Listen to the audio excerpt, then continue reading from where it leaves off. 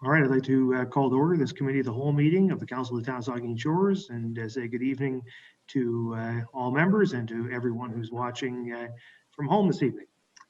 So the second item on the agenda is disclosures of pecuniary interest. I'll ask any member if you have a pecuniary interest you'd like to declare at this time. Seeing none, of course, you can do so anytime you need to. We have no additions or deletions, no open forum or delegations. So that moves us all the way down to item 7, report of municipal officers and committees, and item 7.2, which is a general government report and a staff report on the sidewalk and cafe encroachment temporary revision. And we have the economic development officer, Heather Hyde, to give the presentation. Good evening, Heather. Good evening, and thank you, Mr. Mayor, and through you. In discussion with our community partners, the sidewalk cafe and patio encroachment policy was identified as one that could be revised to help businesses adapt to the ever-changing business landscape. Businesses have been forced to adapt their practices and modify their services. And as we start to reopen, we anticipate that some practices will be maintained for some time, such as physical distancing. Adopting these temporary revisions, waiving fees, and expediting the approval process will allow businesses additional flexibility to adapt by maximizing available outdoor space. We have amended the policy to include retail establishments, and however, it should be noted that the town's policy regarding the display of goods and uses on municipal property will continue to apply to applicants, as will all other existing bylaws. In addition, all of the AGCO's requirements will continue to be in effect for those establishments wishing to serve alcohol. Staff intend to review each application carefully to ensure that the cafe and patio meet all the necessary criteria and are not in breach of any of the existing bylaws. Okay. And I'll take any questions. All right, well, I'll read the recommendation, then we can take questions or comments from members of the committee. Recommended the council amend the sidewalk, patio, sidewalk, cafe encroachment policy to reflect the recommended changes outlined in the attached revised policy for 2020, and the council waive all fees for businesses for the 2020 calendar year related to this policy, and that council authorize staff to approve submitted applications. Are there questions or comments from members of the committee? The Deputy Mayor. Thank you, Mr. Mayor. Through you, Heather, I just want to compliment you and the rest of the staff for bringing this forward. It's something that's going to be much needed this summer, and as we look at ways to help our struggling businesses. So I look forward to seeing how this pans out, and thank you. Thank you. Further comments, questions? The Councillor Grace. Thank you, Mr. Mayor. Heather, I too commend you for this, taking this initiative forward so quickly so we can get it in place as the weather gets better. I do have 2 questions. I wondered if you could just confirm for me.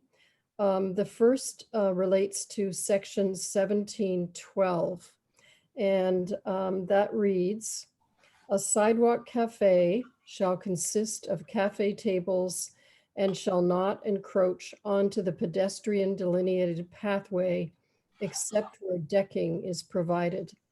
Could you explain what that exception refers to? Yes, certainly. So I've been in contact with our planning department to clarify that language. And in the policy, when they refer to decking, what that means is if the patio or the sidewalk encroaches on the current sidewalk area, a separate decking can be installed to ensure that there is still the 2 meters of space, which means that there is still adequate sidewalk for pedestrian use and the pedestrian corridor is maintained. Okay, thank you very much.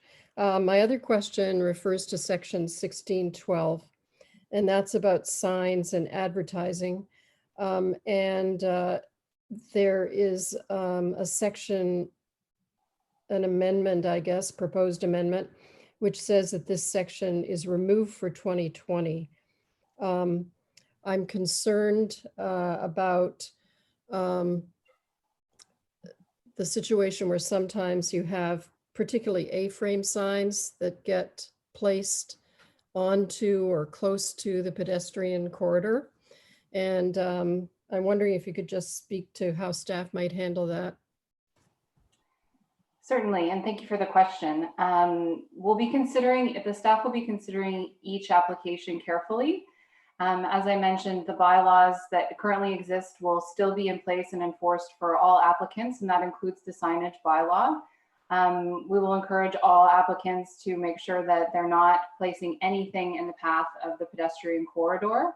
And all the signage that will be part of the patio and the cafe will also have to be approved along with the application. Thanks, Okay. Heather. Okay, thank you. Further questions or comments from members? Councillor Schreider.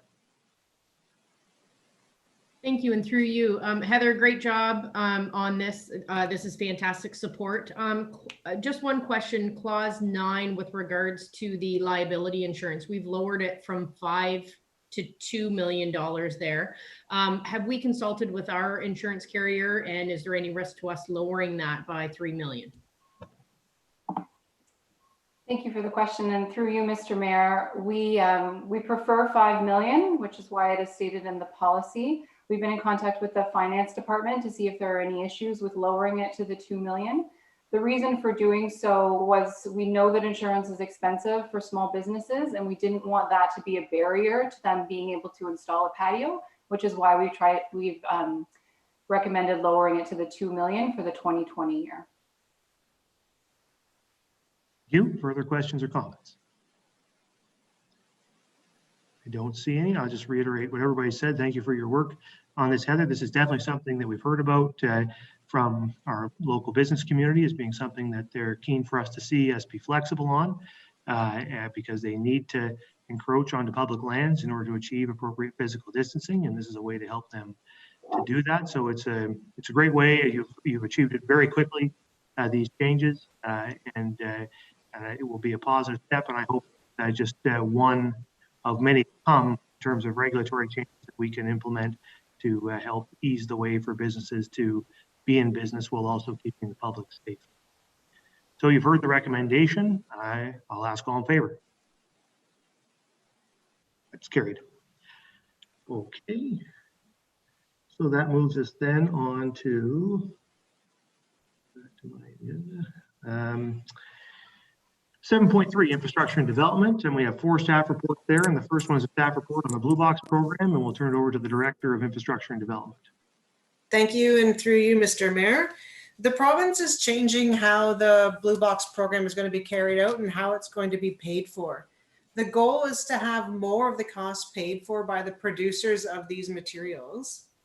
There's still a lot of questions out there, and a lot needs to be worked out on how this system is going to suit all the needs of the different municipalities in Ontario. It's the idea is one solution for the entire province. So AMO, the Association of Municipalities of Ontario, has asked that all municipalities prepare a resolution and send it on to the government that states the date in which we would like to transition by and how we want to be involved. I've been in discussions with the other co-owners of Basra, and we are all looking at putting in the same date, which is the last date the province has given us to do so.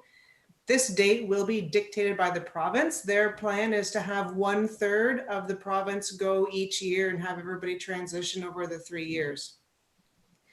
But by picking the last date, it doesn't preclude us from doing it earlier. Like I said, it'll be up to the province the date we actually get.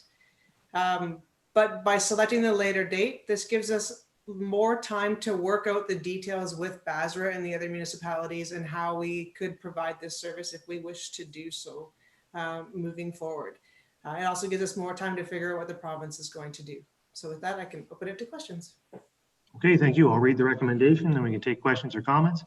To recommend the council approve and forward the attached resolution to AMO and the Ontario Ministry of Environment, Conservation and Parks that specifies our preferred transition date with rationale as requested by AMO President Jamie McGarvey, December 18th, 2019. Questions or comments from members of the committee?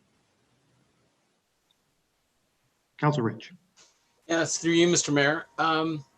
There's a number of different things kind of going on there. I think the devil of that will be in the details of how the stewardship program's implemented. I don't see anything in the resolution that kind of locks us in any way. I'd be very surprised if it happens before 2025. but the one thing that I would like to kind of get cleared up or hear some discussion around is if it is a cheaper way for us to go, I think that it'd probably be in our best interest to move it up sooner rather than later. I think that we all know that Basra is about to lose some money this year. We're also looking at lowering commodity prices.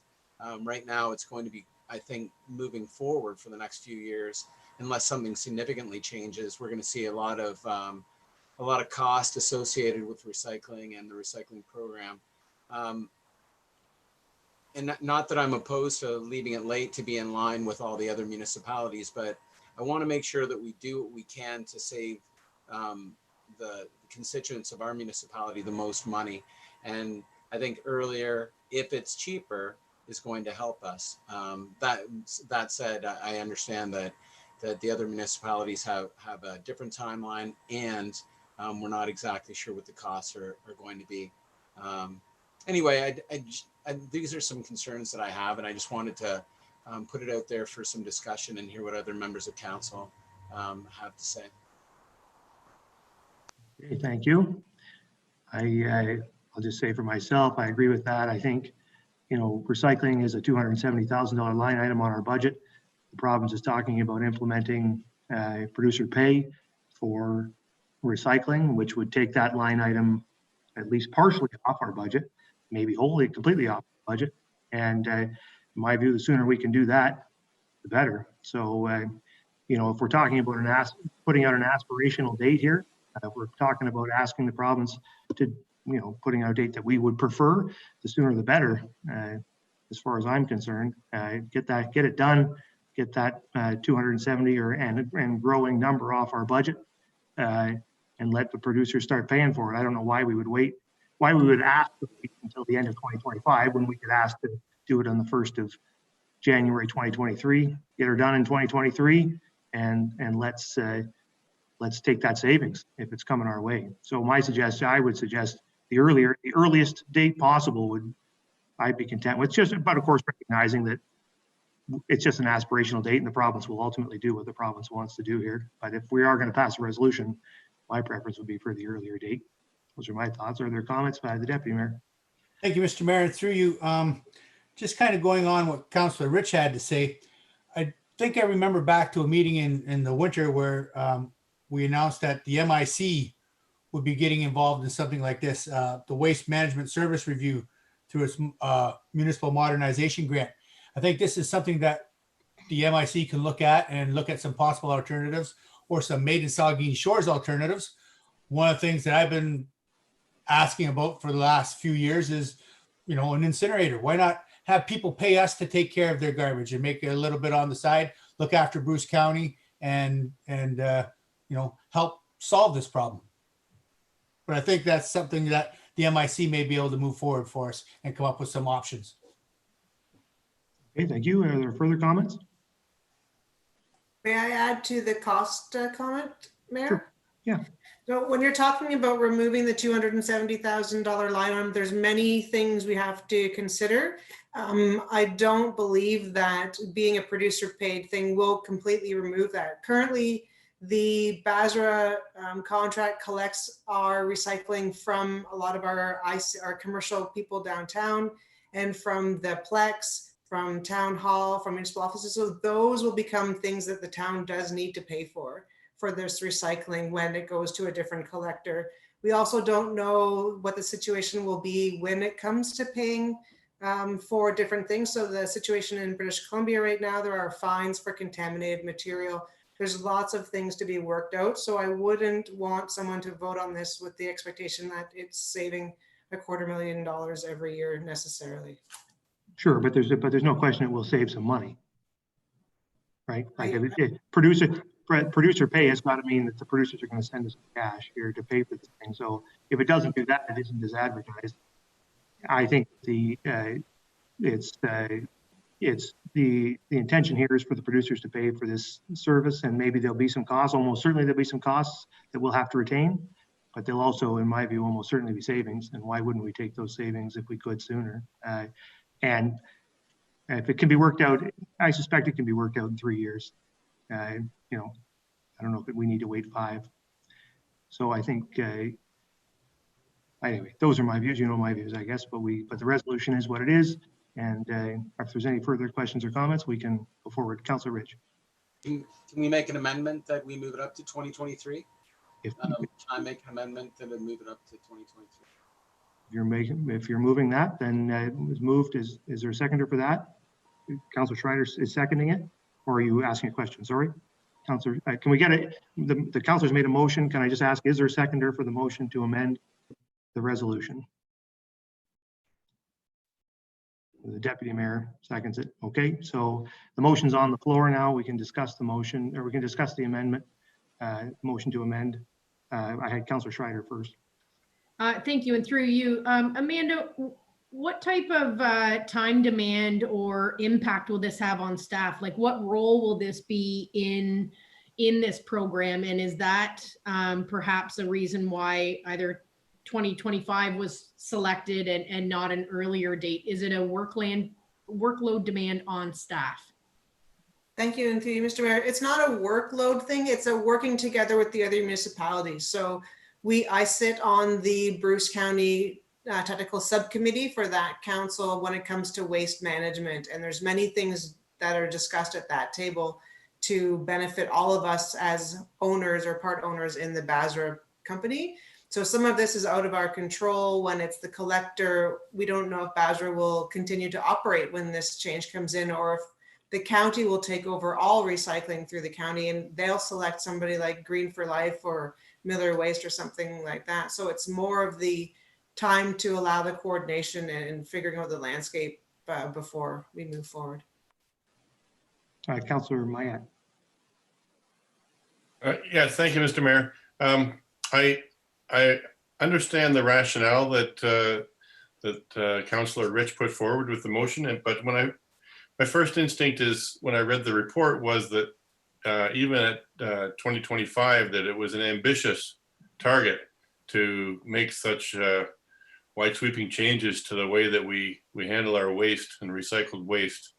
And then the second thought about the motion is that we're just putting ourselves out in front of everybody else. Keep in mind, this is an AMO spearheaded initiative, and I think the idea is that all the municipalities in Ontario will be in alignment in making this cultural change to the way that we get our food and our packaging, and the way that producers of this food and packaging are going to be held responsible for it. So I appreciate the spirit of making it happen sooner for all the reasons that were outlined before, economic and environmental, but I don't know if I support getting out ahead of everybody else in the province. Just to clarify, the resolution, the AMO resolution gives you the range between January 1, 2023 and December 30th, 2025. So you would be in alignment at either date. Councillor Grace. Thank you, Mr. Mayor. In August of 2018, I attended the AMO conference, and one of the presentations that I sat in on was a discussion by three waste managers from different kinds of municipalities in Ontario, and they spoke a lot about the BC model. They talked about, I think, that there was an option for municipalities to opt out of this. Is that something, Amanda, that at this point is being presented by the province? Not that I'm aware of, but it's something I can look into farther, but it's not one of the things that I know. Looks like okay. Councillor Rich might have something. Oh, Councillor Rich, can you answer that? And from my discussions at Basra, that this is going to be forced upon us. And what we're going to do is either become a transfer station, or there may be some manner in which we can keep our current sort of facility or operation. But everything that I've read and everything that I've heard says that the province is going to come in and they're going to implement it systematically, and we won't really have much of a choice as far as it goes. We will be told how it'll go. Councillor Grace. So thank you for that clarification.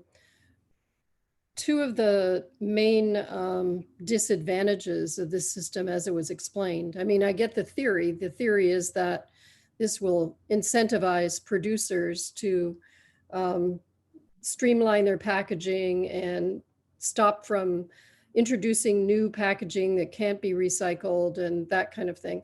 But from the municipality's point of view in BC, one of their experiences there is that producers were penalizing municipalities for contaminated recycling waste.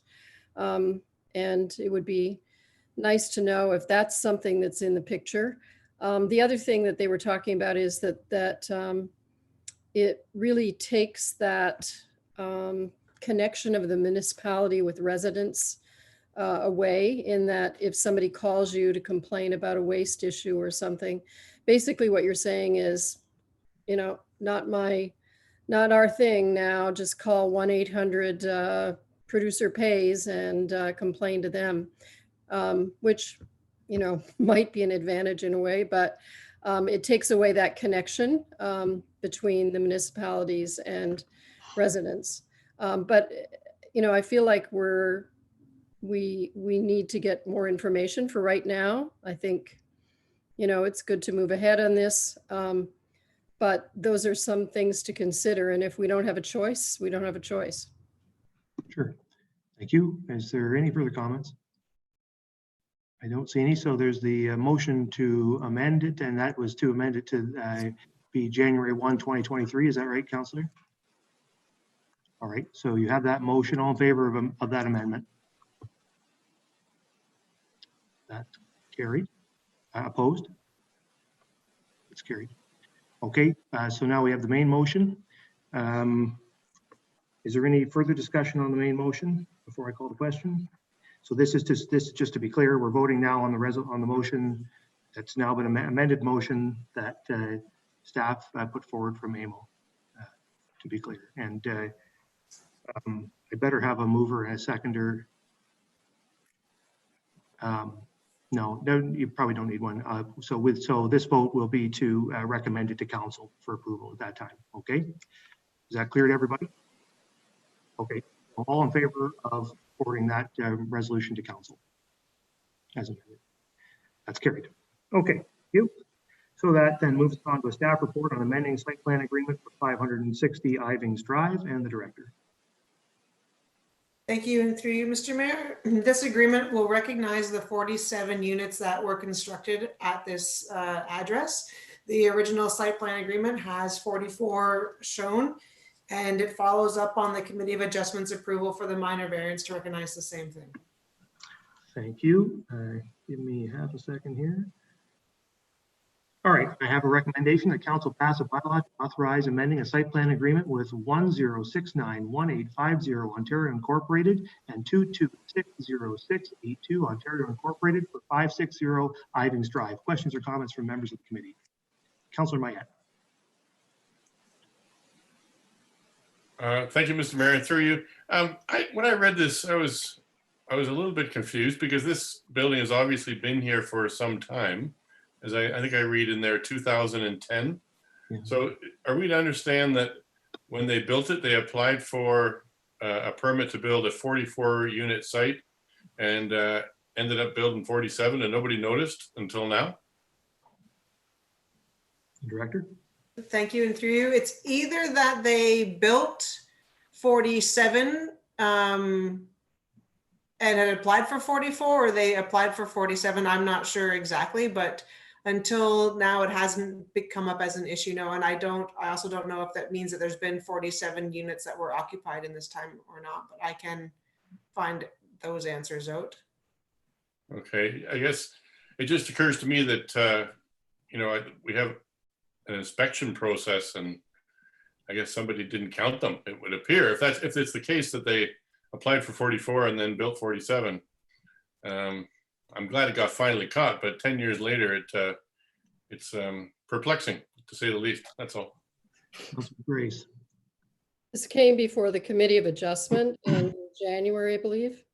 And what happened is that they were supposed to build utility rooms for all 4 of the buildings, and they only built one and instead used the utility room space for apartments. So there's 1 utility room for all of the apartments. And it was not apparently Or the correct original at the plan. time. Okay, further questions or comments from members of the committee? I don't see any. You've heard the recommendation. All in favor? Opposed? That's carried. Okay, that moves us then on to item 3, staff report, site plan agreement, Saugeen Acres, 332 concession 6, the director. Thank you, and through you, Saugeen Acres on concession 6, which is to build 8 new units on the western property line. The site is now serviced with sanitary sewers and municipal water, so we like to support the additional units and moving forward. Okay, there's a recommendation that council pass a bylaw to authorize a site plan agreement with CAPREIT Apartments Incorporated for 332 concession 6. Questions or comments from members of the committee? The Vice Deputy Mayor. Thank you, Mr. Mayor. Through you to Amanda. Amanda, at the park, what you're saying is there are no sanitary sewers, or are there no sanitary sewers inside the park? Are they on their, like, connected to the town system? They operate on with their own system? And that's the first question. The second question is, well, answer that question first, I guess, then I will follow up maybe. So through you, Mr. Mayor, no, they are serviced with sanitary sewers. Every lot has a sanitary service connection within the park that connects to the sewer on concession 6. That's excellent. Has that always been the case, or is that a change that was made over the last good number of few years, or have they always been connected to sanitary? Through you, Mr. Mayor, the construction on concession 6 2 years ago was brought on through the provincial money, the Clean Water Wastewater Fund, that service or paid to have that sewer brought forward for this unit and then the other houses on concession 6. Great. I think it's wonderful to bring 8 more units online into our housing stock at a price point where it's more affordable for some. So that's good work, Amanda, and it's just a good project. Agreed. Further comments? Councilor Grace. Thank you, Mr. Mayor. Amanda, I just have a question about accessibility, because part of the report talks about the fact that the Accessibility Committee reviewed this. Could you just comment about have all legal accessibility requirements been met in this plan? Thank you. Through you, Mr. Mayor, the legal requirements, I believe, have been met. During the building permit application, they would need to follow the building code, which would get the accessible requirements at that stage. Thank you. And I just make one comment about that. I appreciate staff adding these comments from the Accessible Advisory Committee to the report and adding them in detail for council and the developer's response. That's a direct report from one of our committees, and I know council appreciates receiving that. So I think I saw, I saw Councillor Mayette first, and I'll come back to the Vice Deputy Mayor. Councillor Mayette. Thank you, Mr. Mayor. So yes, I recall that we had a construction company in there hooking up all these units or all these lots to sanitary sewer 2 years ago with the big dig that took place at the bottom of the road there. And so this area, and it's the most westernly strip of the development down there. I think maybe there was some sanitary septic bed in that area. Is that correct? My first question. And second is, having gone through there a couple of times, it is just on my road too, where I live. That area on the backside was traditionally used as kind of a parkland, and you can see in the picture there are the swings and the slides and things, and I presume mostly for grandchildren because there is sort of an older population in there. I don't think there's a lot of children living in there, but was there any thought given to having the developer consider retaining at least one, maybe two of those lots for parkland dedication? Thank you, and through you, there is parkland to be used within this site. To the north of the units, there's an area that's left open for park, but Jay did work with the developer to ensure that there was park space provided on site. That's that little bit there between the boats and and number 86 or 80, 88. 88. 8B. 8B. Oh, 8B. So, okay, so they're gonna move the playground equipment and put it in that smaller space over there? I expect them that they'll move the equipment. Yes, through you, Mr. Mayor. I don't have specifics as what they're planning to do, but they did have to meet the parkland requirement. Okay, well, overall, I support the initiative for the same reasons the Vice Deputy Mayor pointed out, that it may in fact create some housing opportunities in what might be considered affordable range. Thank you. Vice Deputy Mayor. Mr. Mayor, and thank you, Councillor Mayat. Is one of the questions I had was about green space. And so thanks for asking that question. It's been answered, because I think we need to make sure that there is parkland dedication in these developments. So thanks for asking that question. My other question was pertaining to the sanitary sewer line. What's the furthest point, Amanda, that I know we've got Lamont Sports Park on the scene here, and we'll be discussing whether we do septic beds versus running sanitary into the complex. Very expensive, obviously, probably be out of reach with pumping station required, et cetera, et cetera. What's the most easterly point where the sanitary sewer line runs to right now? Does it reach any of those houses past the trailer park? How far does sanitary run to?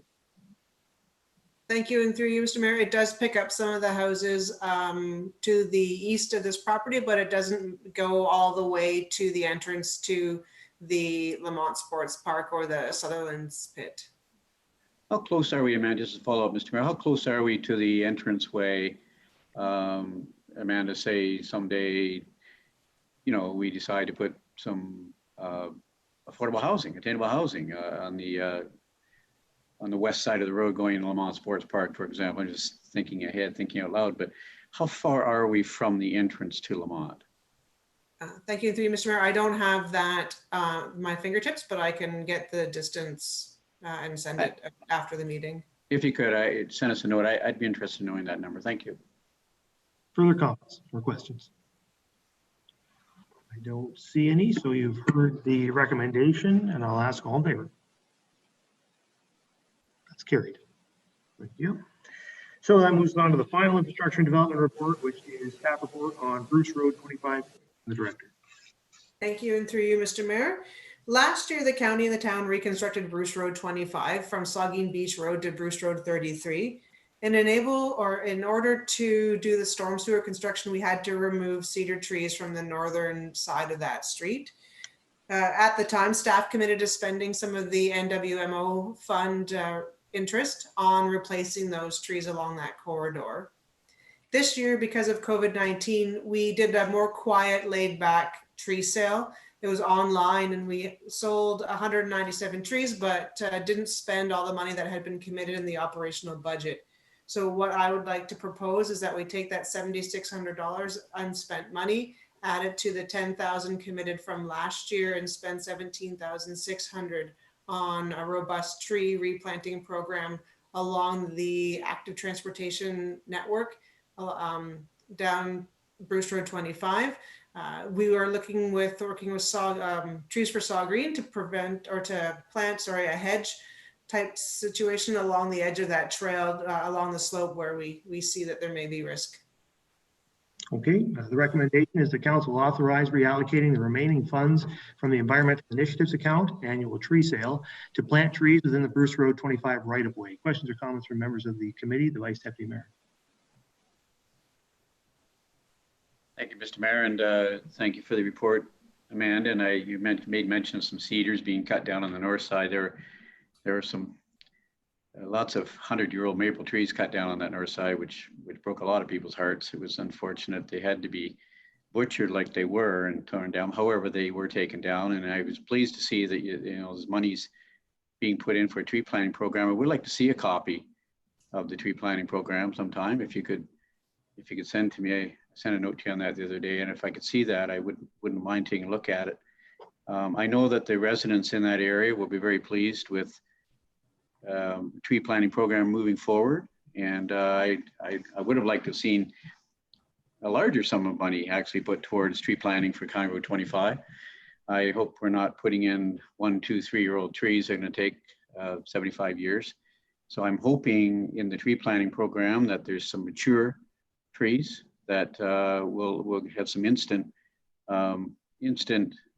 more, I guess, more depth of a canopy growth, and so that we're not skimping on what we're purchasing there, because I mean, it does look pretty barren. It was a good project, obviously had to be done, but boy, we lost a lot of canopy on County Road 25, Mr. Mayor, and Yeah. so I hope that if I get receive a copy of that, Amanda, that'd be great. And I guess just a quick comment from you. Have you taken a look at the scope of the construction? You know, the planting of the trees in terms of the height and, you know, what size of trees we're putting in? Are they going to be healthy, fully grown trees in terms of 5, 10-year-old trees versus 1, 2, 3-year-old trees?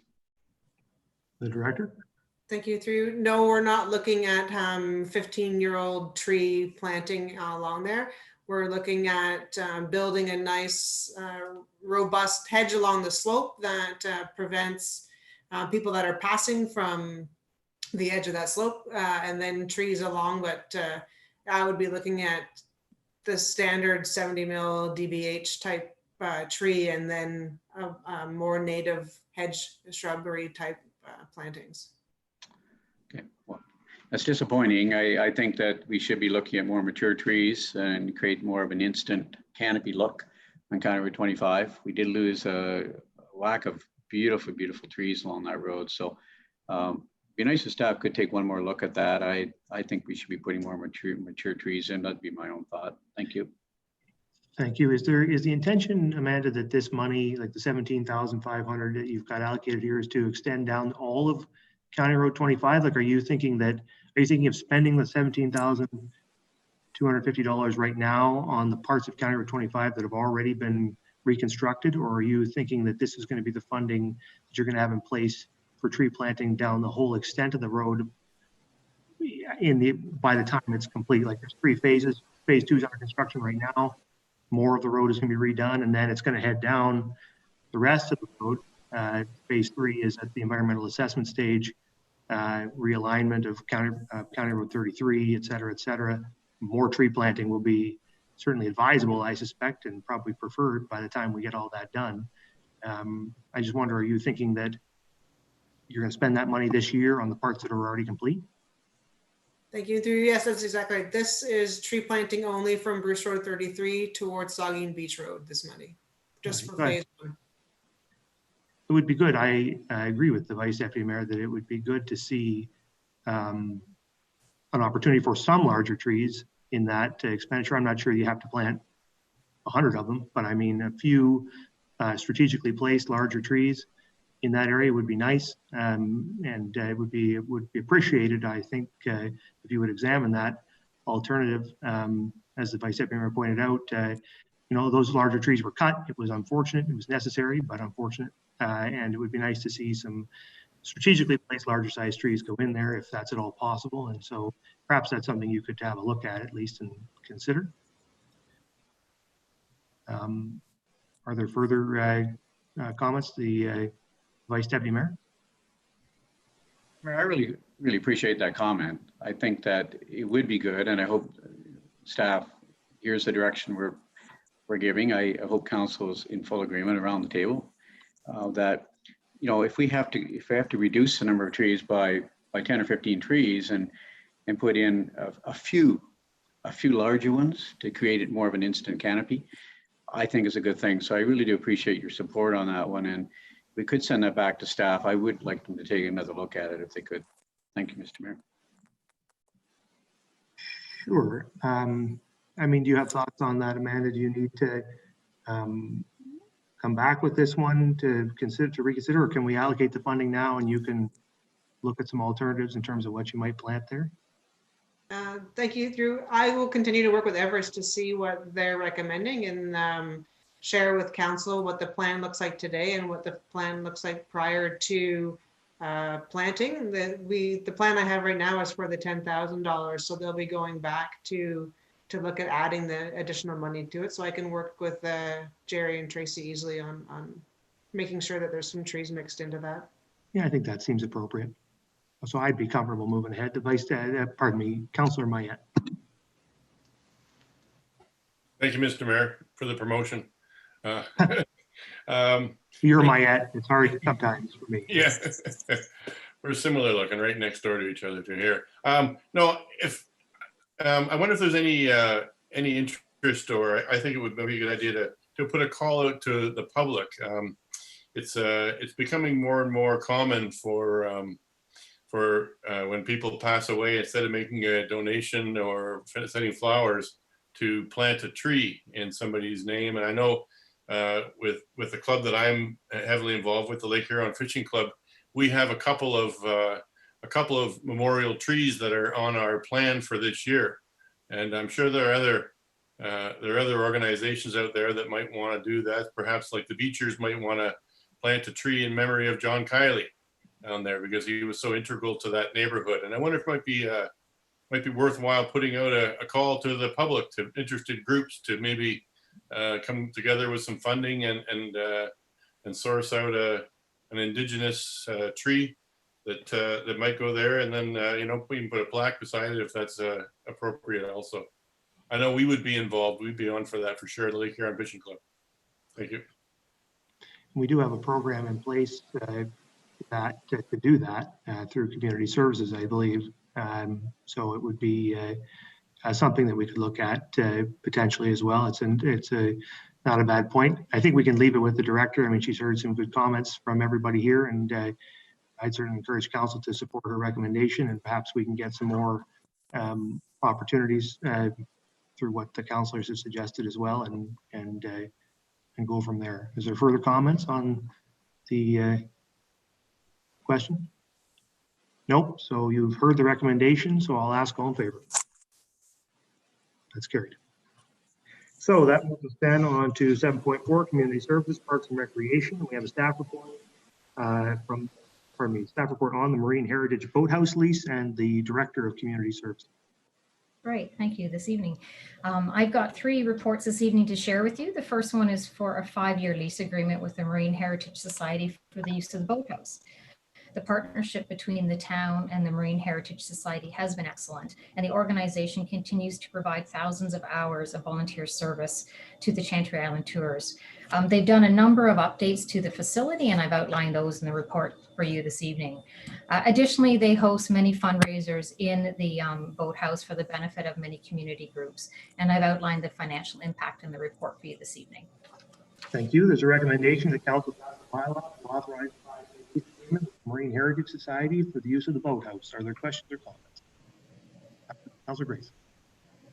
Thank you, Mr. Mayor, and thank you, Jane, for the report. And this report and the next one that follows illustrates the extraordinary treasure that the Marine Heritage Society provides for our municipality. The volunteer work that's gone in there, just that list of their contributions to the physical upkeep and maintenance and improvements to the boathouse, as well as running the tours, which really brings so much to the tourism of our town. I've had a very tiny role as a tour guide since 2012. And it gives me a personal contact and knowledge of all the contributions that the Marine Heritage Society members have been involved in for these many years. Unfortunately, this year, the tours have had to be canceled. But even so, the members have a big plan to go out and make improvements that are needed, taking advantage of that time to paint parts, cabin, do improvements on the island and the docking system, And so just a thanks again to you for working with this group, and to the group and its members for everything that they contribute to our town. Great, thank you. Thank you. The Vice Deputy Mayor. Thank you, Mr. Mayor, and thank you, Councillor Grace, for those comments. And I think that, and to you, Mr. Mayor, to Jane first. Jane, it's a no-brainer in my view. Marine Heritage Society, near and dear to my heart, and Councillor Grace said it a lot better than I can. But that group is just an amazing group of people, Marine Heritage and the Propeller Club. The membership is strong, and the amount of work they do for this community is quite phenomenal. I remember a few years back, and Jane, I think it's in your next report, where the Peerless 2, they came to council for a loan for $112,000, and council said pay it back over 10, 12 years, and within 3 years, the Marine Heritage Society had the loan paid off, and it's in your next report. And I remember that report very clearly coming to council. And so I just, Mr. Mayor, I just want to pass on my thanks that Councilor Grace has done to the Propeller Club, Marine Heritage Society in particular. It's a no-brainer, this 5-year agreement, and they do tremendous, we all know this. I'm not saying anything we don't know, but they do tremendous work for the community. So thank you for your report, Jane. Thank you for the comments. All right. All of that is agreed. So I'll ask all in favor. That's carried. So that moves us then on to the report on the lease agreement renewal for the Peerless 2 tour boat. The director. Thank you. And yes, with this agreement, they're looking for another 10-year lease agreement for the Peerless 2 tour boat, which provides tours to Chantry Island. It was purchased back in 2011 for $112,000. Since 2011, and a little bit of trivia for you, the society has averaged about 200 trips per season and has taken 12,000 tours to the island, which is approximately 24,000 people who have made the trip to Chantry Island. As Councillor Grace did identify, unfortunately, the tours have been canceled in 2020 due to COVID-19. However, they are certainly planning for their 2021 season. Thank you. There's a recommendation that council pass a bylaw to authorize a 10-year lease agreement with the Marine Heritage Society for the Peerless 2 tour boat to provide tours to Chantry Island. Questions or comments? We just very much look forward to seeing those tours resume as soon as they possibly can, and hopefully we'll see another 24,000 people to the island in the years to come. What a tremendous success. All in favor? That's carried. So that moves us then on to the final community services report, a staff report on the stand-up paddleboard rental agreement. The director. Great, thank you. This is a one-year lease renewal for a stand-up paddleboard at the Port Elgin Main Beach for the 2020 season. Once our beach opens up, the anticipated summer operations will begin no later than the July long weekend, running 5 to 7 days a week, weather permitting, and starting at approximately 11 o'clock in the morning. Hours will vary day by day and based on demand. Water levels will dictate exactly where the location will be, and we'll work with the proprietors on that. And similar to other agreements that I've presented at last committee of the whole meeting, staff is suggesting a fair and negotiating a reasonable 2020 rent payment of up to a maximum of $800 within 2 weeks from the last opening day of the season. Thank you. There's a recommendation that council pass a bylaw to authorize the agreement with the stand-up paddleboard SUP rental business at the Port Elgin Main Beach for the 2020 season. Questions or comments from members of the committee? Councillor Smith. Thank you, and through you, Jane, thank you for this report. And I believe you may have captured this in your notes, but just to confirm, under the termination clause number 11, item B, subsection 2, there's reference to the former leaseholder's name. So I trust that that will be removed in the next revision. Yes, certainly. Thank you. Any further comments? Seeing none, all in favor? It's carried. Thank you. So that moves us on then to item 8. There's a report there for me, just for your information. And then item 9 is reports of department heads. And the first is an information report on the 2020 tourism update and the economic development officer. Thank you, Mr. Mayor, and through you. Due to the current restrictions on large gatherings and the physical distancing requirements, the July 1st Canada Day fireworks and corresponding festivities organized by the Chamber of Commerce have been postponed. For Canada Day 2020, the Chamber and the town hope to work with local community groups to deliver some opportunities for the nation for the community to celebrate the nation on July 1st. We were able to meet earlier today with the Chamber and some of the stakeholders to discuss opportunities for the community to celebrate safely. We hope to have more concrete information regarding those opportunities in the coming weeks. The Chamber and the town have tentatively agreed to partner and combine the Canada Day and Labor Day firework funds into a postponed Canada Day celebration on September 6th, permitted that restrictions on large group gatherings have been lifted by then. Staff will make the final decision on the postponed Canada Day event closer to September 6th, and only if the town staff are confident that the event can happen safely will the event take place on the postponed event date. Okay, are there questions to the information report? The Deputy Mayor. Thank you, Mr. Mayor. Through you, Heather, was there any discussion that should the ban be lifted, but the conditions at the Port Elgin Beach still limit the number of people available to sit and watch, would they consider moving that to Southampton to the bigger beach space? So we are considering for the postponed event on September 6th, keeping the event in Southampton because it will be a postponed Canada Day celebration, and typically that happens in Southampton. We also did discuss that we think that if there are physical distancing measures or other restrictions that we have to contend with, that Southampton is an easier spot to facilitate those. And that is why we believe that keeping it in Southampton is the way to go. Thank you. Okay, are there further questions to that information report?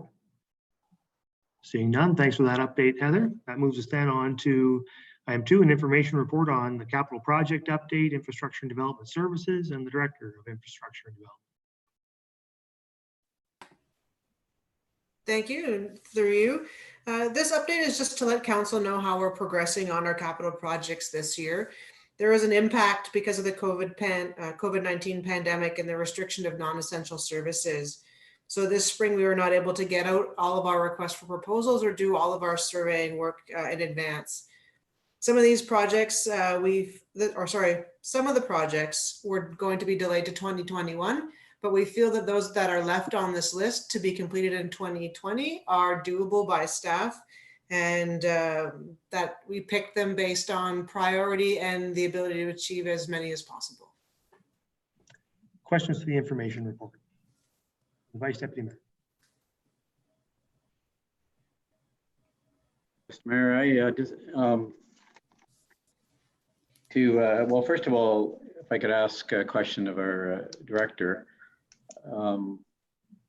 Say that I'm frustrated to see Snyder Road disappear again to 2021 would be an understatement. We started discussing, I invite anybody in the community to take a drive down to Snyder Road and for a ride on the roller coaster ride. And I thought for sure we would get that done in 2020. We tend to lay a lot of blame on COVID-19 for not getting that done this year. I guess that's one of the reasons, but researching today and geotech companies, they're out doing work with social distancing. So I'm concerned that Snyder Road, which this council approved $50,000 for a geotech report for 2020, is now being delayed again, one more time. It's almost like we don't want to get this project done to 2021. So I'm disappointed with that, and the neighbors will be disappointed with that on Snyder Road. So I would like to see, and I went through the capital report, and I'm not director of that department, don't profess to be, not trying to run the department. But, you know, I'm just wondering, Mr. Mayor, that we could put that back in to 2020 for Snyder Road to get the geotech report done. We've got the money, 50,000 sitting there to do the work. I cherry picked some projects here, and again, I'm not trying to run the department, but I am trying to do a good job as a member of council here and support those residents on Snyder Road. But I take a look at Louis Street, Godrich to Bricker Street, Mill to Green, asphalt resurfacing program. Can we delay it 1 year? Davy Drive, Bricker to Wellington, McNabb Street.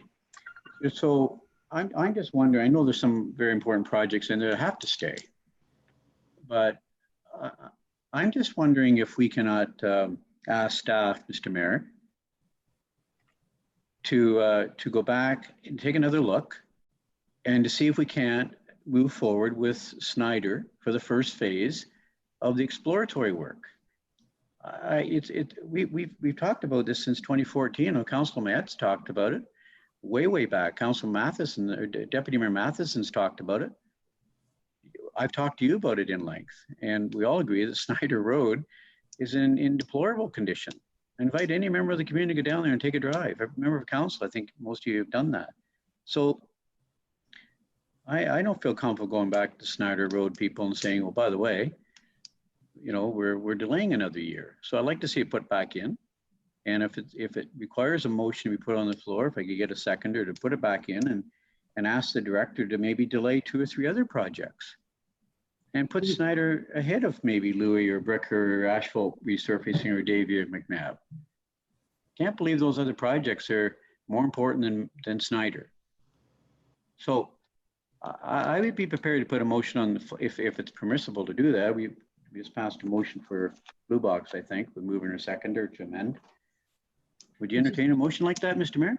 Let me just, I mean, certainly I'll entertain any motion from council, but I just, before we have that put on the floor, maybe just ask the director what your intention is with this report. Is it yours? Are you open to, are you asking councils for this kind of input from council, and your intention is to shuffle the deck based on what you're hearing from council? Is that what your plans are, or is this report being presented sort of as a fait accompli? And if council would like to see it shuffled around, then it would have to be done as the Vice Deputy Mayor suggests. Thank you. Through you. It was just for information. Obviously, we'll take input back and do as council directs on this. But I just want to clear up that the geotechnical report was prepared and brought forward. And I believe I brought an information report last fall on Snyder Road with the recommendations. That was the 2019 money. It was spent and done.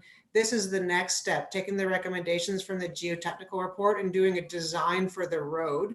So by pushing it to 2021, what it means is instead of having the request for proposals put out in the spring and then us managing a consultant all through the summer and fall, what we are proposing now is to put out a request for proposals in the fall such that a consultant will be picked in December. They can start their work in the spring, and then we can still do the construction of Snyder Road in 2021 as long as the construction budget is passed in the 2021 budget. So it doesn't change the timeline in a year, it changes the timeline in a few months for Snyder's Road, which is why it was one of the projects that was chosen to be able to be pushed off to 2021.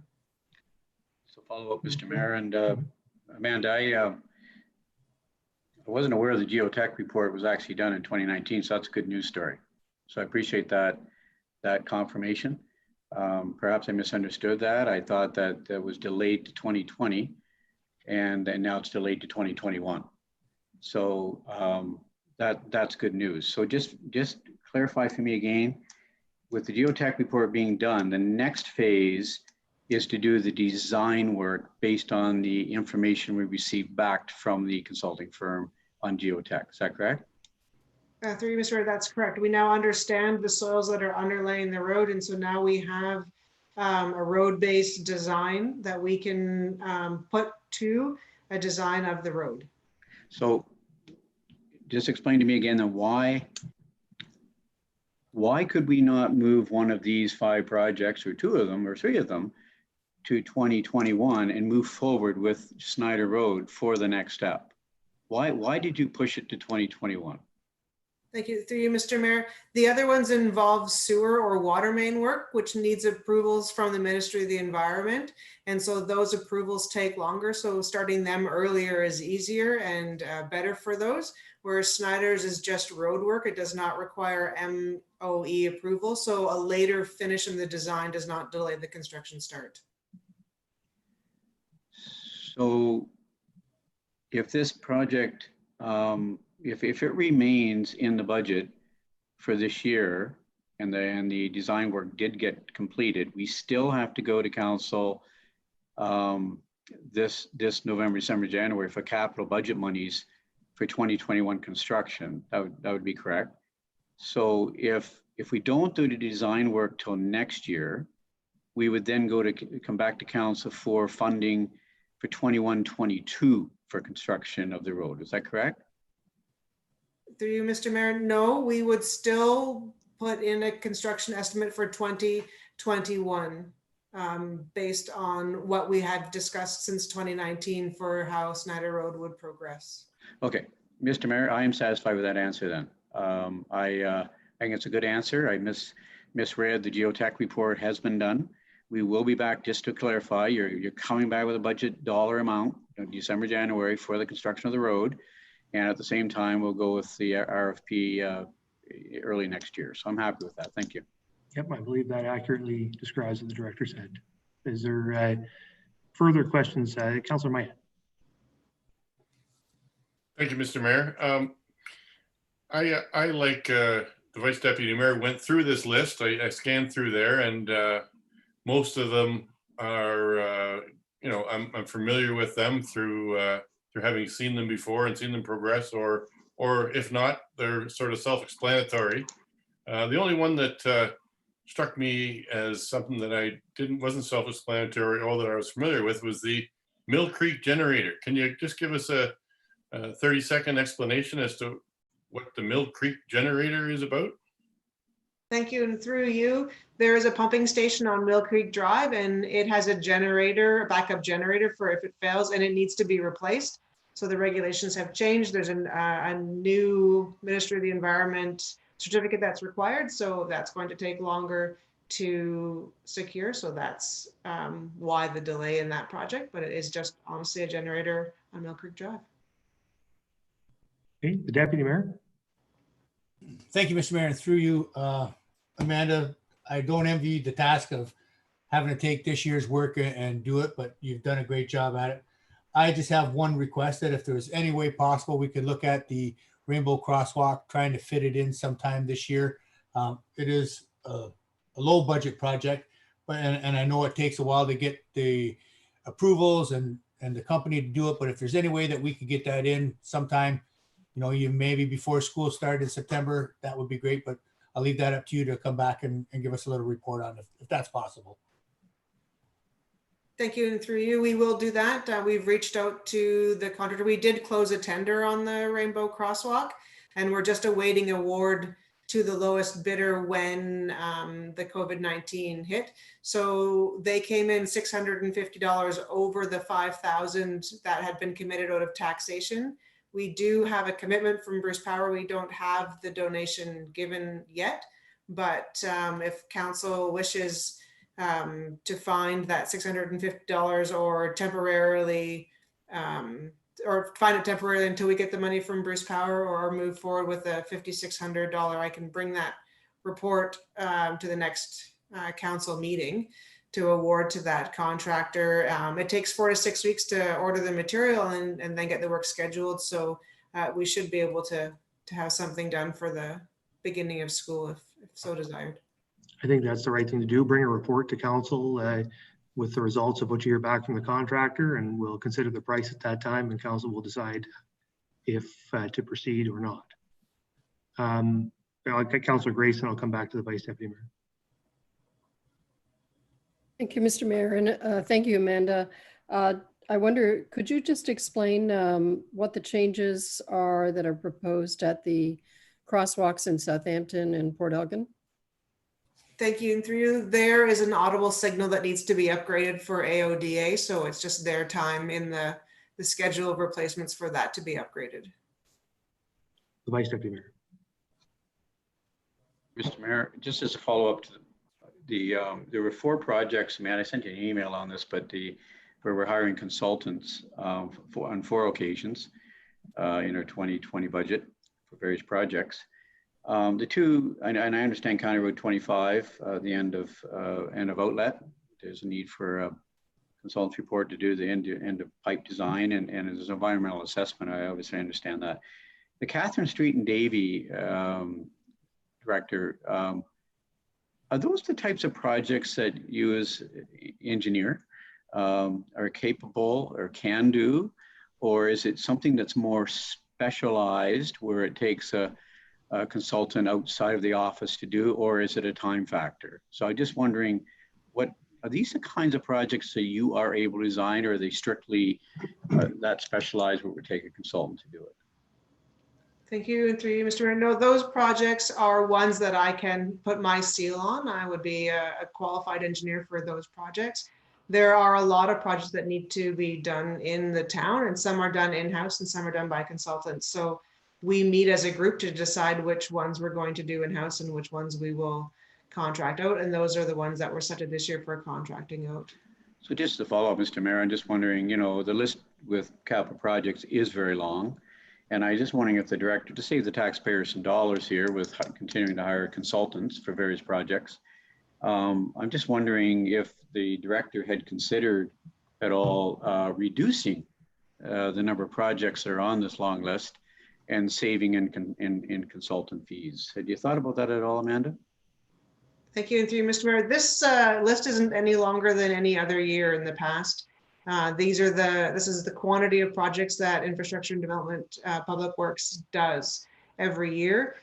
We just don't have the staff to do that number in-house. And if we were to not do them, then we would not be hitting any targets for infrastructure renewal, our 10-year capital plan, the need to renew infrastructure, all of that would just decay longer as we would not get to those projects. I understand that there's just not enough time to do all the projects, and my question was, if we reduce the list, you know, could we have saved the taxpayers some dollars by not having to hire consultants? That was my question. So I'll just leave that out there. I think we sometimes spend too much money on consultants. Thank you.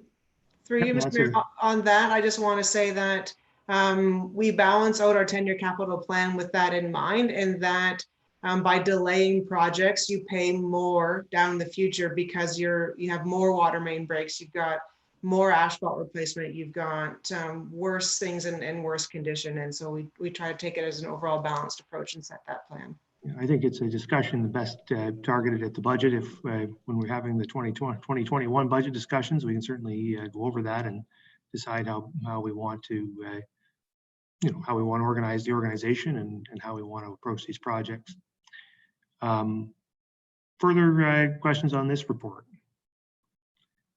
I don't see any, so why don't we move then to the next one, which is an information report, update on major projects, and I think the CAO has that one. CAO.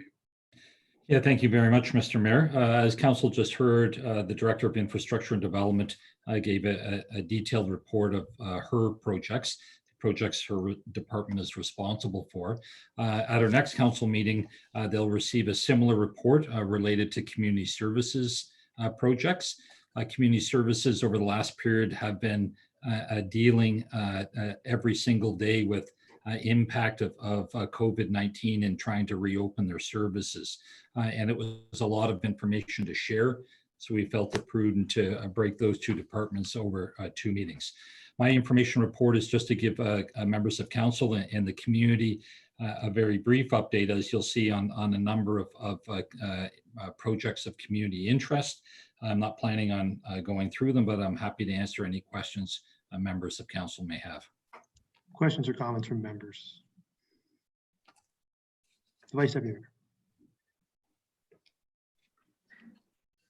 Through you, Mr. Mayor, to our CAO, in pertaining to Cedar Crescent Village, I see the financial impact none, and I know that's not just relating to Cedar Crescent Village. I think the financial impact probably relates to all of them, I would assume, at this point in time anyways. To do with Cedar Crescent Village, are we tracking the amount of costs associated with, and Public Works are doing the work internally and during their free time or spare time, I should say. They're very, very busy, and how they're able to work it in was wonderful that they're able to carry out that work. But are we actually tracking the number of hours that we're spending on the clearing of the mini golf lands? When will we receive a report on the cost to tear down the the train station. I think our budget was $15,000. When will we receive an update in terms of what costs we are incurring to clear the lands down there? And just as repeating my question here, but is Public Works tracking the costs in terms of what we're spending down there on land clearing? Through you, Mr. Mayor, the Vice Deputy Mayor is quite right. The financial impact on the report was not specific to the Cedar Crescent Village. It's a summer item that's included in all of our reports. The intent of this report was not to do a financial update on each of the projects. So that's that context. Certainly for the Cedar Crescent Village and with all of the projects, we report regularly to council as we typically did. Council and the community received a number of reports on the police station as we progressed through there. When we have some confirmed costs for the removal of the train station and the mini putt, we'll certainly report that to council as well. The removal of those two things was done this past week, so we don't have final billing in, and it was done to improve the safety and the aesthetics of the area, although the council approved lease does require that we present to Cedar Crescent Village a reasonably level site for them to build on. Further questions to this report? Councillor Smith. Thank you, and through you, Mr. Mayor, could I ask for an update as to so regarding Concession 6 employment lands, it's noted that the project has been put on hold. Can you confirm what the status of that project was prior to COVID-19 and what the projected completion date was?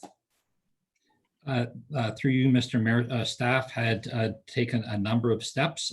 We were starting out with an RFP to hire the technical experts to develop that site and develop the plan to do that. Strategic initiative staff, we're working with infrastructure and development staff.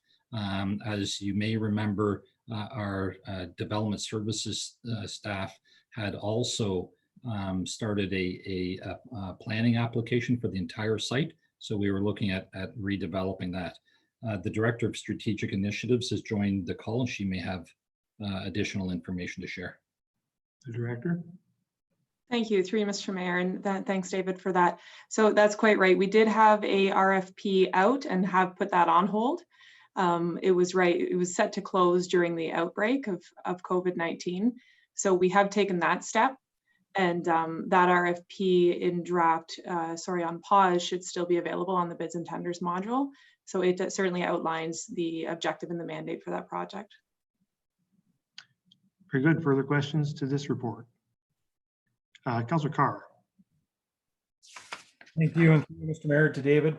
I guess just want to follow up with the Vice Deputy's question there, with the question when it comes to regards to, I guess, the finances when it's come to what we spent on the lands down at the beach to get it prepped, because we were told that it was going to cost us $15,000 to clear that lot and make it presentable for them.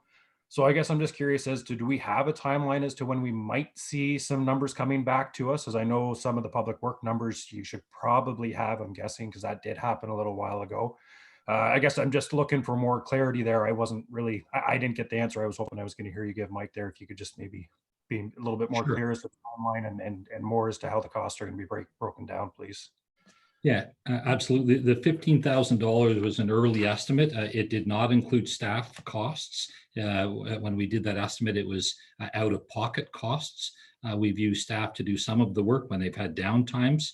The Ackerts construction just did the work last week. We expect a final bill in the next couple of weeks from them. We're certainly happy to report that. It will be in that neighborhood. Again, that $15,000 was an early estimate without including staff costs. Okay, Councillor Carr. Thank you, and through you, Mr. Mayor. I just, I guess, want to be clear with when I asked that question before, I was told that was going to be $15,000 to have that lot cleared. I guess I just wanted to make that clear. That's all. Thank you. Thank you. Councillor Mayat. Just one comment to add to that. If the constructor or the deconstructor was getting paid by the hour down at the beach, the bill won't be very high because they had that thing down and gone and what seemed like no time flat. So shout out to Ackerts for being very efficient with that job. Thank you. Mr. Mayor, through you, as indicated, staff felt it was important to go ahead. The site has been unsafe for a period of time. There's high liability and risk.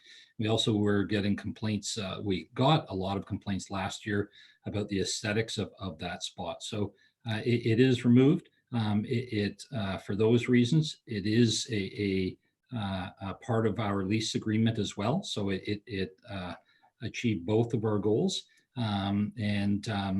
We will report when we get a final bill from Mackerts in the coming weeks. Yeah, I think that's a salient point. Council will hear a report on this, and you'll get the chance to discuss it then. Is there, if there's nothing further on that report, then why don't we go to the final one, which is an information report on the staffing update related to COVID-19. The CAO. Yeah, thank you very much, Mr. Mayor. So this is an information report to council who have been privy of most of this information as we've been going along. Saugeen Shores, we've taken a reasonable and I would say a responsible approach to managing our staff during the early period of the COVID-19 situation. As noted in the report, all full-time staff were requested to take 10.5 vacation days, and all staff that received vacation did do that. It was a strategic move that was supported by staff based on the positive working relationship we have with staff, and was also supported by the union as well. So we were very appreciative of that. We've redeployed a number of our full-time staff that their work is not able to be accomplished, so they've been redeployed. Typically, we'd be bringing on about 50 to 60 seasonal staff. Would have many of them on now. To date, we have 4 on, and next week we're planning on bringing on 5. We're not planning on bringing anywhere near that 50 to 60 number as we've redeployed staff and as the COVID-19 restrictions are still very much part of our every single working day. So I'll end there, and if there's any questions, I'm happy to answer those. Questions from members of the committee? Councillor Smith. Thank you, and through you, Mr. Mayor. You mentioned that typically 50 to 60 seasonal staff would be brought on, and currently we're at 4. Curious if you could provide an update as to whether or not watering of beautification elements, i.e. flowers, would be considered in role for those 4 individuals. Through you, Mr. Mayor, our horticulture experts are greatly reduced. I believe they're currently working at about 30% dedicated to horticulture. Watering flowers, as an example, will be done. However, there will be a much decreased number of flowers and flower beds. Okay, further questions to that report? I don't see any, so thank you for those updates. That moves us then on to, there's nothing else on the agenda, I guess, so that moves us on to announcements by members and the Deputy Mayor. Thank you, Mr. Mayor. Just want to take this time to remind people that even though the weather is getting good, we're still under emergency orders. I know how much people would like to get to walk on the beach, but the beaches are still closed. You are allowed to walk on the sidewalks and boardwalks, but please try and refrain from being on the beach, especially in Port Elgin, where we have significant construction happening at this point. We're going to get the beaches open up as soon as we can, but please give us a little bit of time. Thank you. Vice Deputy Mayor. Thank you, Mr. Mayor. I just want to let the council know and the community that we did have our first attainable housing task force committee meeting this past week. It was a good meeting, a Zoom meeting, and Councillor Grace, Councillor Rich, both in attendance, and our committee, but we're all there, and it was a really, really good discussion. And I just wanted to say to the community, well, to council first, we hope to have some recommendations back to council, well, some perhaps short term, about a community survey in-house, and also about a community Zoom meeting or an information call-in meeting where people with housing needs can call in and express their thoughts around some of the difficulties they may be experiencing with finding affordable rents, affordable housing, attainable housing. So we may have some short-term recommendations, some short-term projects happening, engaging the community, and some recommendations to council by year end. We are having the Attainable Housing Task Force people over from the town of Blue Mountains are attending our next meeting via Zoom meeting. Councillor Grace has done a lot of great research from Whistler, what they've been doing out there, have done, and the new housing stock they're building. And I just want to say to the community, I'm really, really optimistic, Mr. Mayor and Council, that we're going to make some good things happen here with housing over the next 1, 2, 3 years. It's going to take some time. The planning we've done this year with the recommendations to council, and then hopefully we'll be able to pull in some partners on a private basis, the province, who knows, the feds, local contractors, et cetera, that we can get our housing stock increased for those with housing needs. And there are people hurting out there from a rent standpoint. People are finding it difficult to find housing. We have 300 to 400 people on that wait list still, with Bruce County report that was just updated. And we'd like to bring that number way, way down over the next 2, 3, 4, 5 years. So I just want to bring the council up to date. We had our first meeting. It was a really good meeting. And, to the people in the community there, we hope helps on its way. It's going to take a while, but had a really good meeting. I don't know if Councillor Grace or Councillor Rich wanted to add anything, but I'm pretty optimistic how the first meeting went. So. Thank you. Councillor Schreider. Yes, and just to follow up on that, just that things are still moving ahead. We do have our first meeting of the Lamont Sports Park fundraising committee that's going to take place this week, I believe Thursday night, to those group of volunteers as well. So all of our hard work that we worked through for the Kraft Heinz and all of the support that this community has shown for the Lamont Sports Park, we're still carrying on with that. Our committee, and I know council, is looking forward to hearing the consultants report and the business plan from staff that will be coming, I believe, in the next couple of weeks. So that will be a really good thing.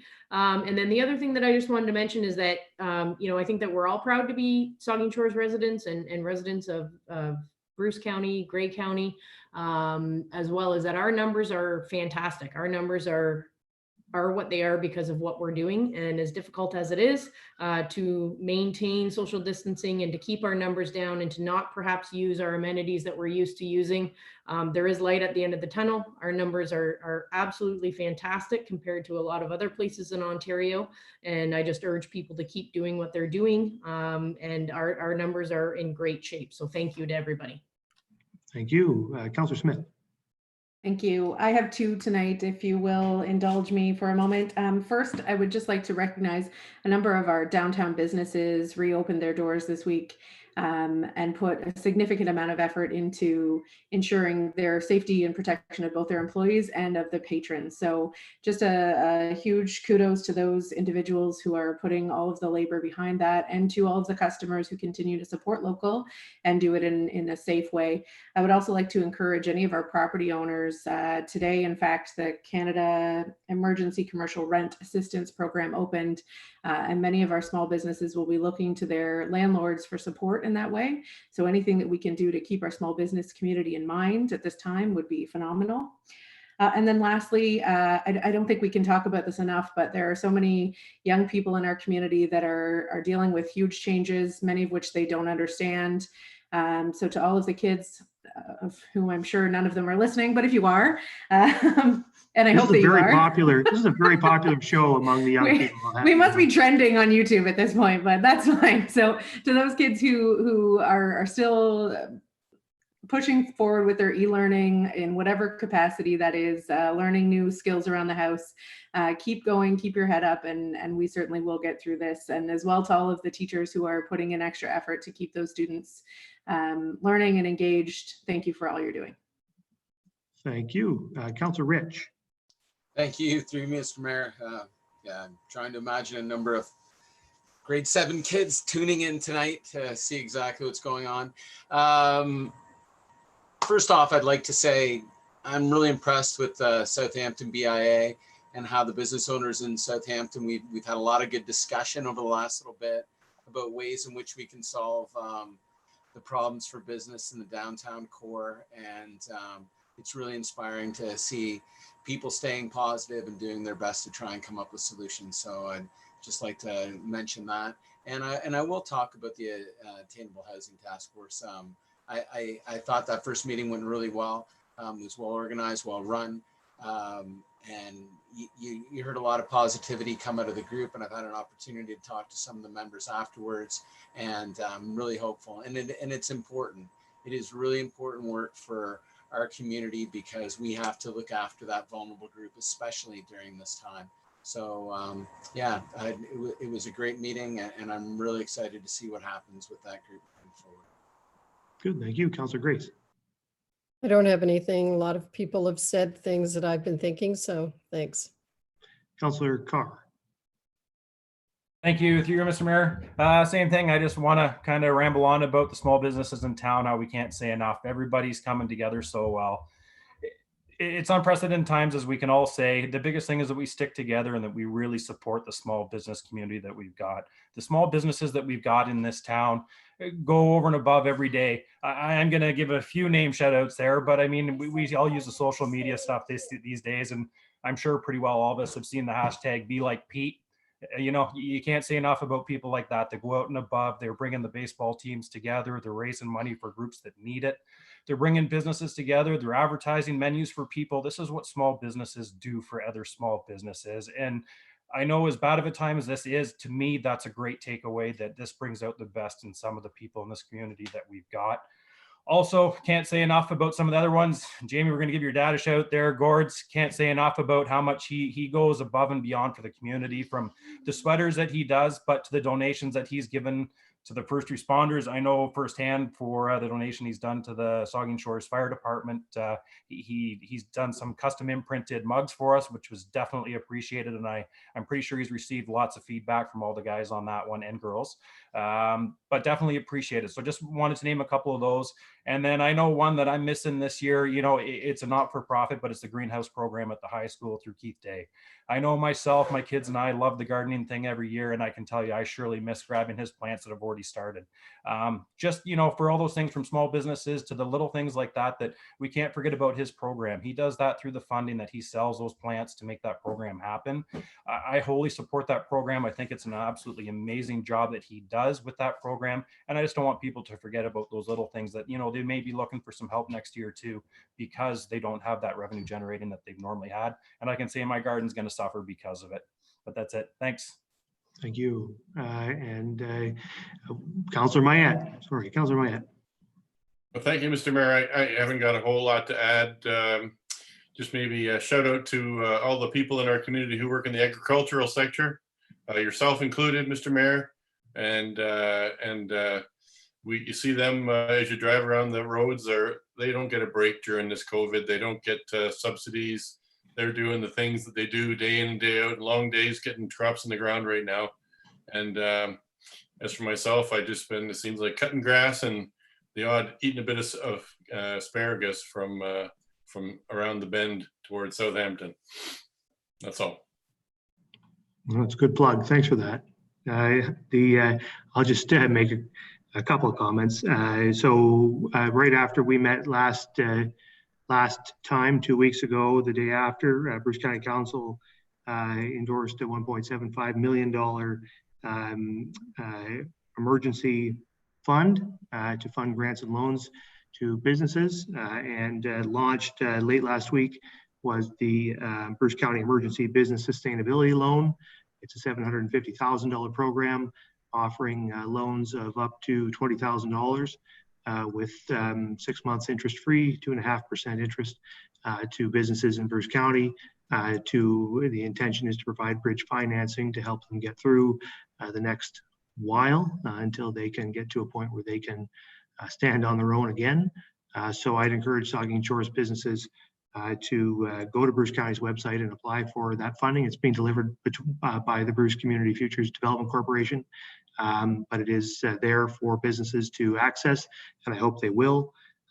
Bruce County is also in the process of discussing changes to the Spruce to Bruce program to help businesses to pivot or adapt to physical distancing and all of the things that they need to do to contend with COVID-19. So that's a program we already have in place and is active in Saugeen Shores, and certainly hope once the details of that are available, that Saugeen Shores businesses will take advantage of that as well. I appreciate all the comments from members of the committee about, did you have a question, Councillor Grace? Sorry. No, sorry to interrupt. I just want to say something when you're finished. Okay. I just wanted to, one thing I wanted to point out, and there's been lots of good stuff here, but I think I've had some questions from members of the business community in the last couple of days about masks and the need to wear masks. I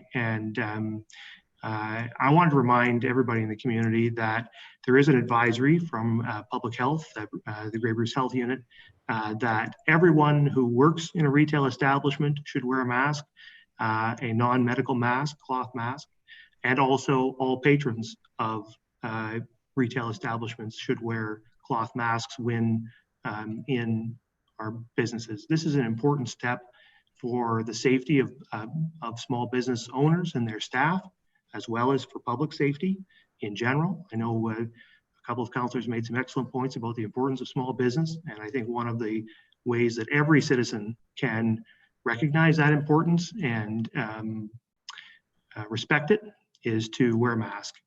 Wear a mask when you go out, wear a mask when you go to the grocery store, wear a mask when you go to one of our great retail establishments in our downtown cores, which are now reopened, thank God. You know, we need to, it's very critical that we continue to pin this thing down, that we protect our frontline retail staff, and that we have enough respect for one another across the community that we take that step to wear that mask. It's hard.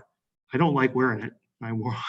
I've been putting it on to go into retail stores of late, and it's, I don't like it, but I got to do it. We all have to do it because we need to protect each other. We need to keep this thing from happening, from kicking up again in the fall and becoming a big problem for us in this community. If we think that the economic impact of what we've just gone through is serious, if it resurges in the fall, that's going to be really serious. So we got to take it seriously and do that. So I'd implore everybody in the community to follow the advice of public health. Wear a mask when you're in our local retail establishments, visit those establishments, and be safe about it. Councillor Grace. Thank you, Mr. Mayor. I forgot to mention an important event this Saturday night that's being sponsored by Southampton Rotary. They're teaming with Rotary London, and it's an event where you can sign up for free, although they are taking donations, which will benefit the Saugeen Memorial Hospital Foundation and the Chapman House Hospice in Owen Sound. So it's called the East Coast Kitchen Party. They'll be providing East Coast themed entertainment. And then a number of restaurants throughout the town, both in Port Elgin and Southampton, are going to be featuring East Coast themed dinners that you can purchase and eat while you're watching the show. There are going to be raffle prizes from local retailers as well as an auction. So I would encourage people to go on the Southampton Rotary website or Facebook page. You can sign up, you can make a donation if you would like to, and sounds like a great event that's going to benefit our hospital, Chapman House, and also our local small businesses. Yeah, that's a great event, and thanks for raising it. Okay, so if there's nothing further, I'll take a motion to adjourn. Moved by Councillor Mayat, seconded by the Deputy Mayor. All in favor? We will stand adjourned. It's now 5 after 8. We'll stand adjourned until 1/4 the hour. I'd like to call to order this regular council meeting, and the second item on the agenda is disclosures of pecuniary interest. I'll ask any member if they have one of those they'd like to declare.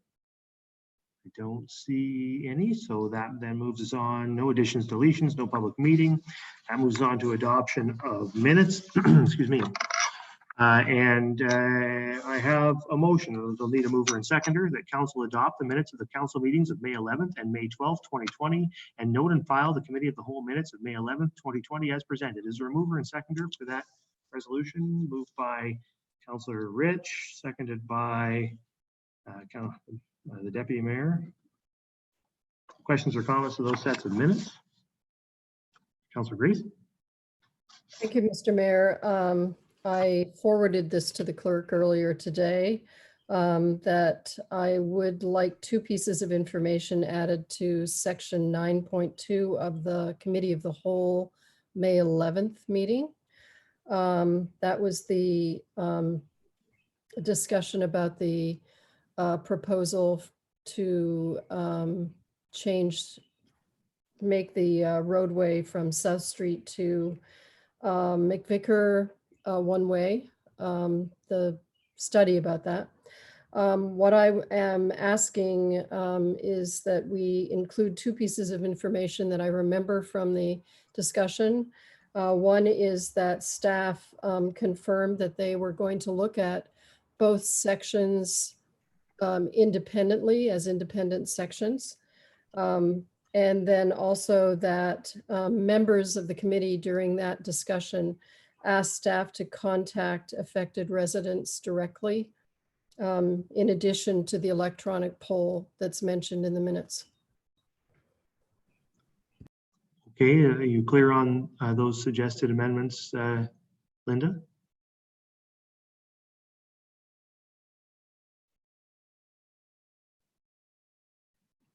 Yes, I have so noted those amendments. There's a consensus. I don't see any objection to making those amendments. So, okay, so those will proceed. Are there any other questions or comments to the minutes? Councillor Smith? Yes, and similar to Councillor Grace, I forwarded these comments to the clerk this morning. I'm requesting an amendment to the same set of minutes, May 11th Committee of the Whole, section 7.4.1 regarding the staff report on a 5-year lease renewal for Jerry's Fries.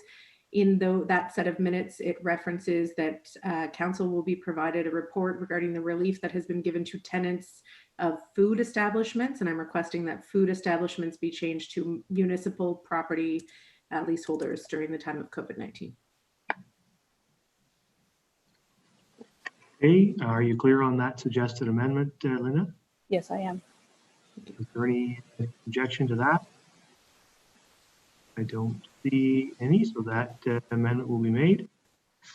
Any other questions or comments to that set of minutes, or any of these sets of minutes? Pardon me. I don't see any, so you've heard the resolution. All in favor? It's carried. I apologize. Just in retrospect, that resolution will now read as amended rather than as presented.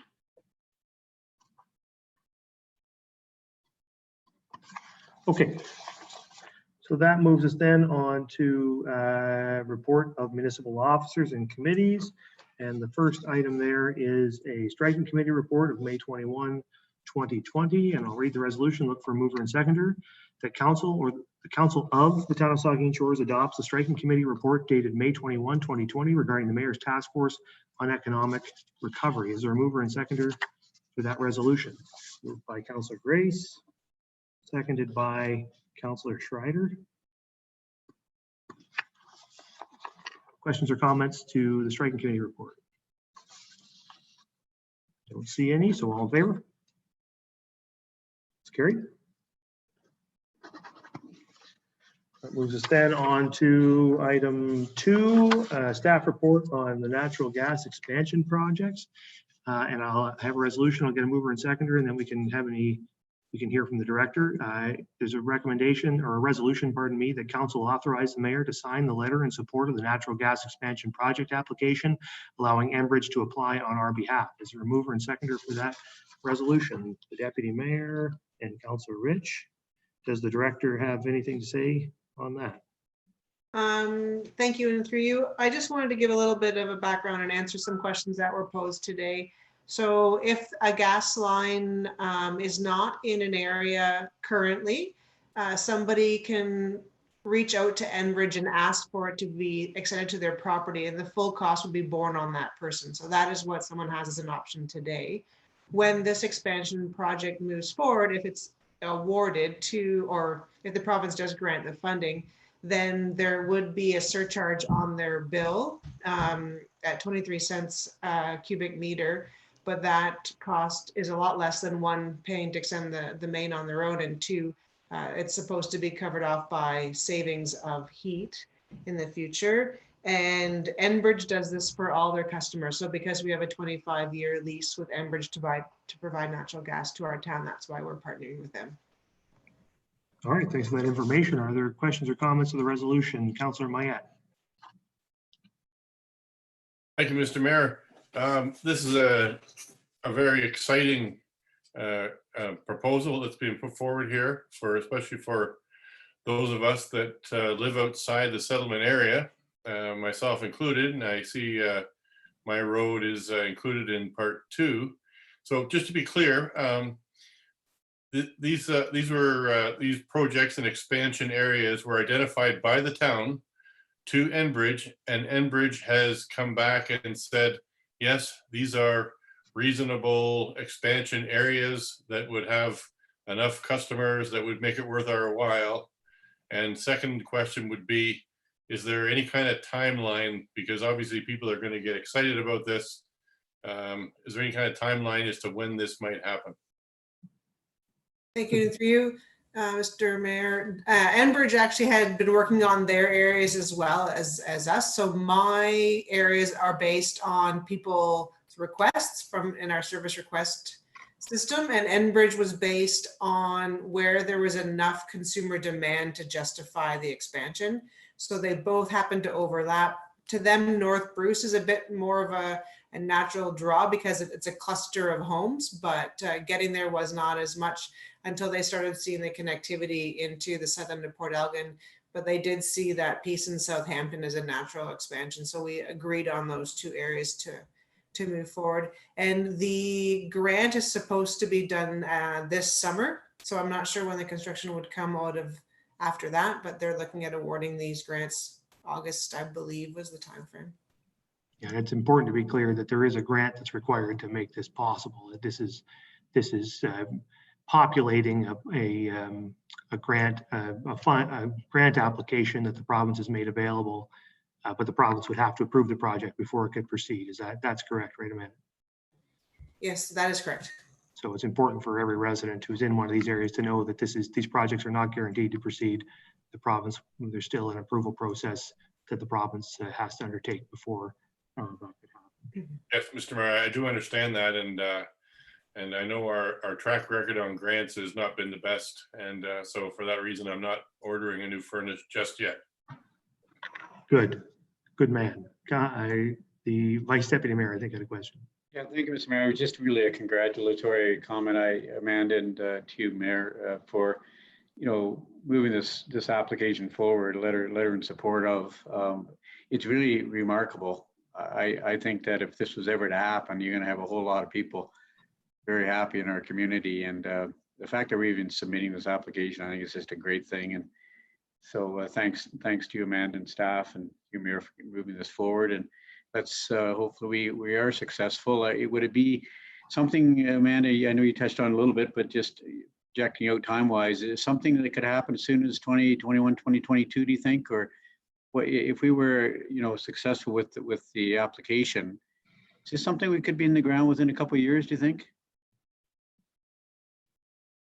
For you, Mr. Mayor, I don't know the timeline for construction. It would be based on which projects are awarded and how the province and Enbridge start laying those projects out.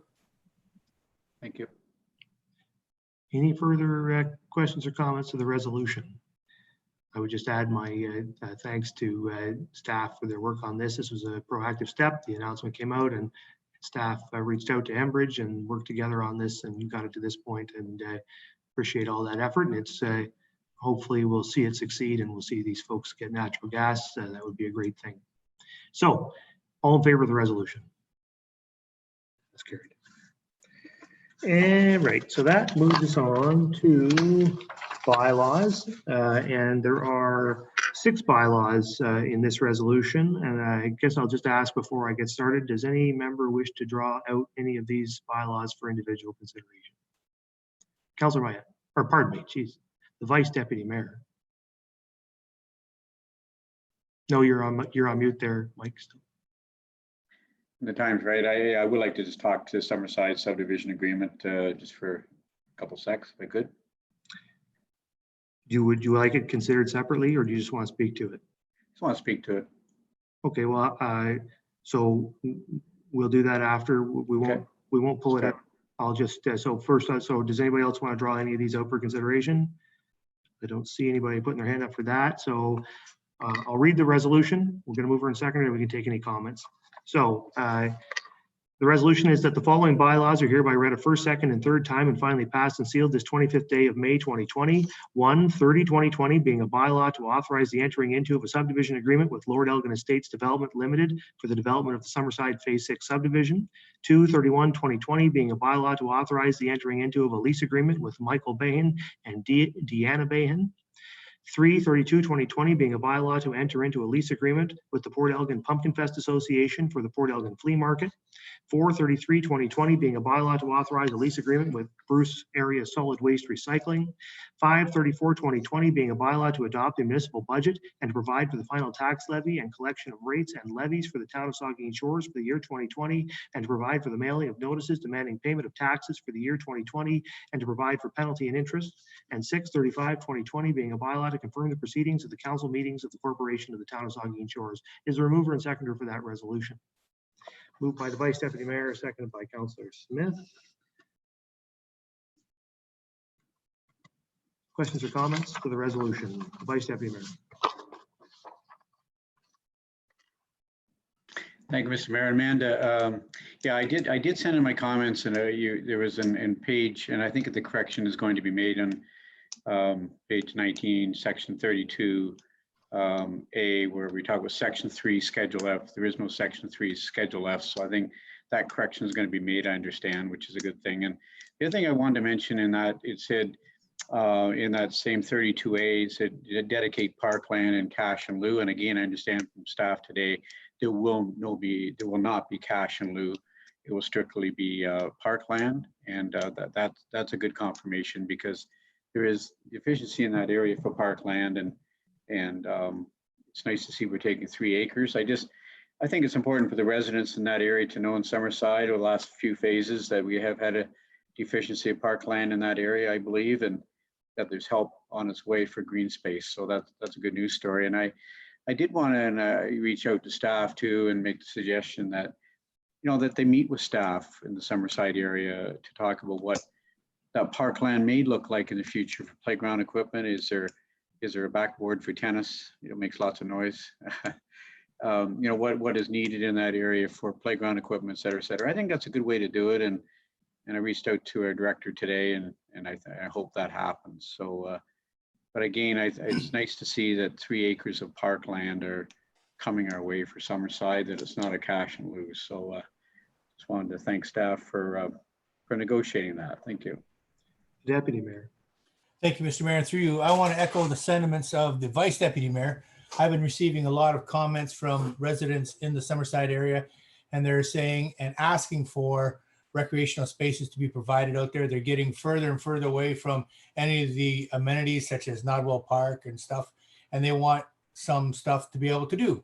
And not just children's play areas, which are very important, but we're also looking at adult spaces. As the Vice Deputy Mayor said, they asked about a back wall to volley tennis at, or a couple basketball courts for something to be able to shoot. Not just, it has to be an area that meets all the needs. And if staff is going to reach out and ask them for some of their ideas, I think that's fantastic. But this is one of the things that we have to look at in many areas in town. As we grow and spread out, we have to start bringing in more recreational spaces for the people to use. Thank you. Of course, one place to look for guidance on that is the Recreation Master Plan, and certainly some information will be in there that will help define what we ought to do. Is there any further questions to the resolution? I don't see any, so all in favor? That's carried. All right, then pass the confirmatory vote. So that just leaves one more resolution, that this regular council meeting of May 25th, 2020 hereby adjourns at 8:31 p.m. Can I get a mover and seconder? Moved by Councillor Smith, seconded by Deputy Mayor. All in favor? We stand adjourned. Have a good evening, everyone.